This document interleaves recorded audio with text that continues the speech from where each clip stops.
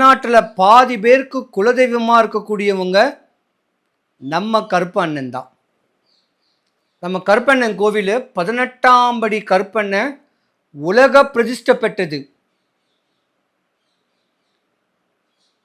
சக்தி வாய்ந்த கோவில்னு சொல்லலாம்.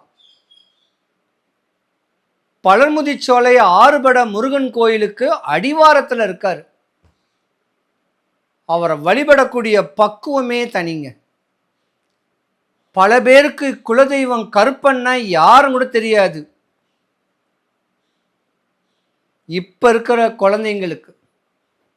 ஆனா கருப்பன் யாரு, கருப்பசாமியோடைய தன்மை என்ன, அவருடைய குணாதிசைகள் என்ன அப்படின்னு வெளிச்சத்துக்கு கொண்டு வந்த மதிப்பிற்குரிய ஆர்ஜே பாலாஜியோ அவர்களும், கருப்பன் சொல்லக்கூடிய படத்தில் நடித்த சூர்யா அவர்களுக்கும் மனமார்ந்த நன்றியை தெரிவிச்சுக்கிறேங்க. உண்மையா கிரேட்டுங்க.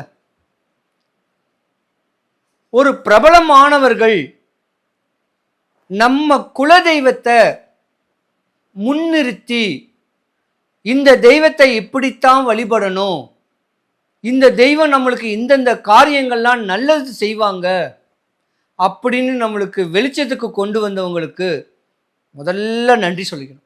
தீபம் அகர்பத்தி, ஒரு தெய்வீக அனுபவம்.